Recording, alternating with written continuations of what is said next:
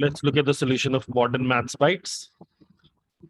A husband and wife appeared in an interview for two vacancies in the same organization. The probability of husband's selection is 1 by 7 and that of wife's is 1 by 5. What is the probability that only one of them will be selected? Okay, probability that only one of them will be selected is husband selected, wife not selected, or husband not selected, wife selected. Selection of husband 1 by 7, non-selection of wife 4 by 5, non-selection of husband 6 by 7, selection of wife 1 by 5. So this adds up to 6 plus 4 by 35, which is equal to 10 by 35, which is equal to 2 by 7. Option A should be the answer here. Next, in a chess competition involving some boys and girls of a school, every student had to play exactly one game with every other student.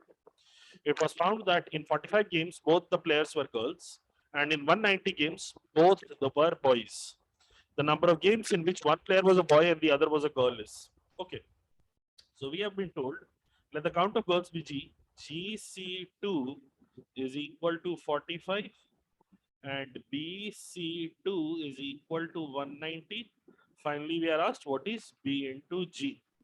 Okay. GC2 is basically G into G minus 1 by 2 is equal to 45, or G into G minus 1 is equal to 90, or G is equal to 10.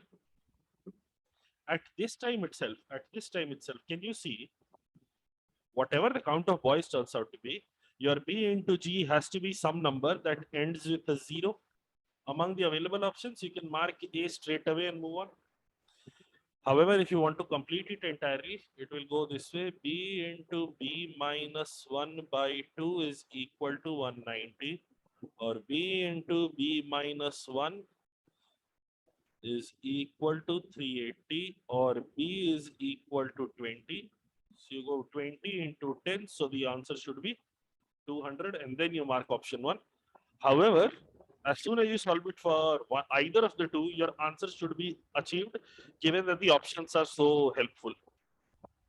Okay. In how many ways can 5 persons sit in a line such that two particular persons are never together? Okay. I'm saying let these 5 people be A, B, C, D, E. And let A and B never sit together. So total number of ways in which these 5 can be rearranged is given by 5 factorial. From these, I have to remove those unacceptable cases where A and B are next to each other, So let me consider them as a single unit. They are a single unit. Now, C, D, E are other units. A, B is one unit. So there are 4 things. They can be rearranged in 4 factorial ways. And A, B among that unit can flip places with each other. So into 2, or altogether what we get is 120 minus 48, or 72 as the answer, option C. Next is, in a room there are 3 lamp holders and there are 12 bulbs, of which 5 are defective. If 3 bulbs are selected at random to be put into the holders, what is the probability that the room is not lighted? Okay, the room will not be lighted if all the 3 bulbs that are taken are defective. So the probability here will be given by selection of 3 bulbs out of the 5 defective. This would be the favorable cases. The total number of cases will be from the 12, 3 bulbs are being selected. So 5C3 I know to be 10. Now 12C3, I can break it down as 12 into 11 into 10. Whole thing divided by 6, which will go to the top. So 6, 10 and 10 cancelled, 6 and 12 cancelled. Final answer we get is 1 by 22. Okay.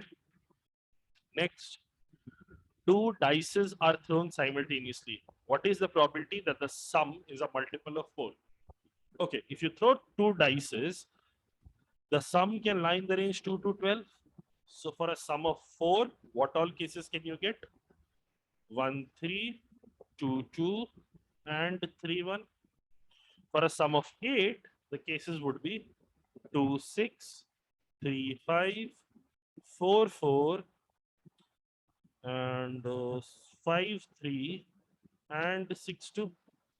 And for a sum of 12, the cases would be 6 and 6. These are the only possible cases. You get 3 from here, you get 5 from here, you get 1 from here. Altogether, you get 9. Out of how many different outcomes that are possible? Every die, when it is rolled, it gives you 6 outcomes. So if a die is rolled 2 times or 2 dice are rolled, you get 6 into 6, altogether 36 outcomes, which will be equal to 1 by 4, or option D is the right answer. That will be all for this episode. Hopefully you learned something.